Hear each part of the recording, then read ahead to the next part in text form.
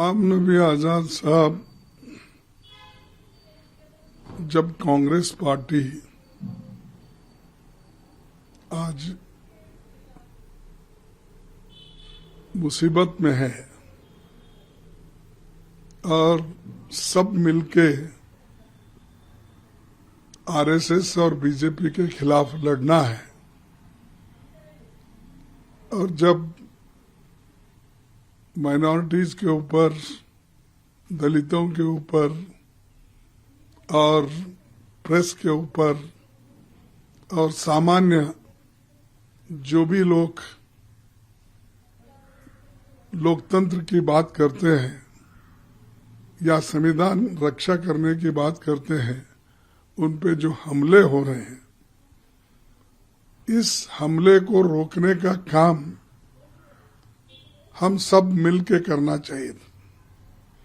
उसके बजाय लड़ाई के वक्त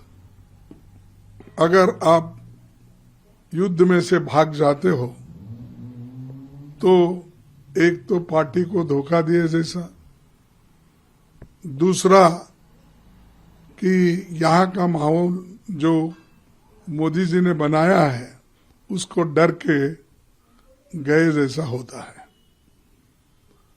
और गुलाम नबी आजाद साहब तो बहुत दिन से कांग्रेस पार्टी में हैं, मैं भी बहुत दिन से उनको जानता हूं, और पार्टी ने उनको सब कुछ दिया है। एनएचआई से लीडर से लेके, यूथ कांग्रेस से लेके, एक जनरल सेक्रेटरी के नाते भी उन्होंने काम किया, यूथ कांग्रेस के अध्यक्ष के नाते काम किया, और मिनिस्टर बन के भी उन्होंने काम किया। जब 40 साल तक कांग्रेस पार्टी आपको सत्ता में रखी, ये ऐसे वक्त आपका फर्ज होता है कि उस कर्ज चुकाना, कि जो पार्टी को जोड़ने के लिए जो राहुल गांधी जी काम कर रहे हैं, वो पार्टी को जोड़ने के लिए और देश को जोड़ने के लिए जो वो आज यात्रा कर रहे हैं, ऐसे वक्त अगर गुलाम नबी आजाद साहब छोड़ के जाते हैं तो मैं ये समझूंगा कि वो जो इस देश के संविधान और डेमोक्रेसी को रक्षा नहीं करना चाहते हैं।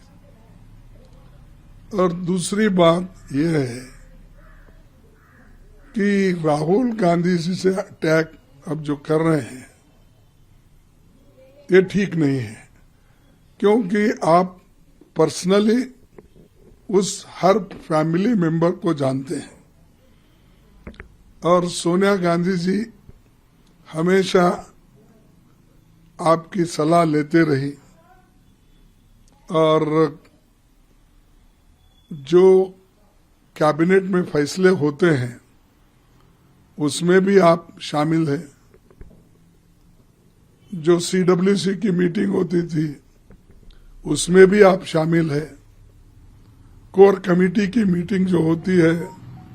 उसमें भी आप शामिल थे। जब हर चीज में आप वहां पर खुद रह के बहुत से फैसले लिए हैं, तो अब इस वक्त ये कहना कि पार्टी ठीक ढंग से नहीं चल रही है और हम G23 के लोगों ने जो सलाह दिए थे उस सलाह पे कांग्रेस पार्टी नहीं चली, ये कहना ठीक नहीं है। ये उनको भी शोभा नहीं दिखता, और इससे पार्टी का तो कोई ऐसा बहुत बड़ा नुकसान होने वाला नहीं है, लेकिन नुकसान तो उनका होगा, क्योंकि जिस लड़ाई के लिए हम लड़ रहे हैं, जो आरएसएस के खिलाफ जो लड़ रहे हैं, इस लड़ाई में हमारे साथ वो नहीं दे रहे हैं, इसका दुख मुझे है। तो यही चाहते हैं हम कम से कम फिर एक बार वो अपने फैसले पे पुनर्विचार करे और ये जो बहुत बड़ी लड़ाई इस देश में आरएसएस और बीजेपी के खिलाफ चल रही है उसमें वो शामिल हो।